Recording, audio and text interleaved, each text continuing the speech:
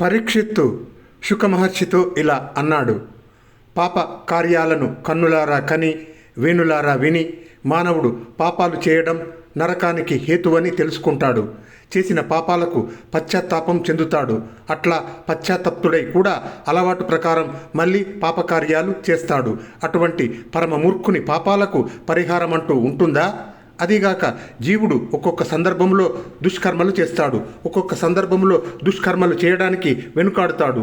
ఇటువంటి చంచల హృదయుడు పుణ్యకార్యాలు చేయడు. ఒకవేళ చేసినా లాభం ఉండదని నా విశ్వాసము. అది ఏనుగు స్నానంలాగా అర్థం లేనిదే అవుతుంది. ఏనుగు నీళ్లలో మునిగి వచ్చినా దాని ఒంటి మీద బురద అలాగే ఉంటుంది. అది చాలక తొండంతో మరింత దుమ్ము తనపైన చల్లుకుంటుంది.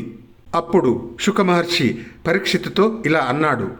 కలుష విదూరా, ఓ పుణ్యాత్ముడా, ఒక కర్మం మరొక కర్మం చేసినందువల్ల నిర్మూలనం కాదు.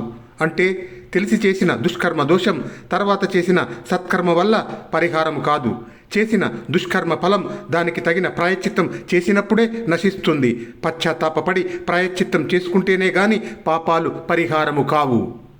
హితకరమైన భోజనము రోగాలను పారద్రోలి మానవుడికి ఆరోగ్యం కలిగించిన విధంగా పెద్దల ఉపదేశాల అనుసారంగా సత్ప్రవర్తనం అలవర్చుకున్నవాడు నిర్మలమైన హృదయాన్ని కలిగి పాపాలను అన్నింటినీ పటాపంచలు చేసుకొని ప్రశాంత జీవనాన్ని గడుపుతాడు.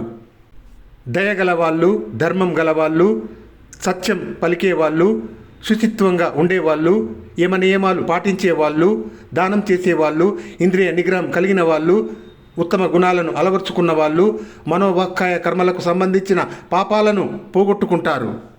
అంతేకాదు కొందరు పుణ్యవర్తనులు గోపకుమార పదారవింద జానంద మరందపాన కలనారత షట్పద చిత్తులౌచును గోవింద పరాయణులు విమల వేషులు దోషము అడంతురు ఆత్మలం చెందిన భక్తి చేత రవి చేకొని మంచును అడంచు కైవడిన్. ఆ నందనందన పాదారవింద మకరందాన్ని ఆస్వాదించటంలో తుమ్మెదల వంటి హృదయాలు గల కొందరు పుణ్యాత్ములు ఉంటారు. నిరాడంబర వేషులైన ఆ నారాయణ భక్తి పరాయణులు తమ హృదయాలలో పెంపొందిన భక్తి చేత మార్తాండు మంచును హరించినట్లుగా సమస్త దోషాలను రూపుమాపుకుంటారు. మరికొందరు శ్రీ మహావిష్ణువు పైన భక్తి కలిగి ఆ హరిభక్తులు తమ భక్తి ప్రభావం చేత ప్రభాకరుడు తన ప్రచండ కిరణాలతో కారు చీకట్లను పారద్రోలినట్లుగా తమ ఘోరమైన పాపాలను మొదలంటా నిర్మూలించుకుంటారు. రాజా, ఒక రహస్యం చెబుతాను విను.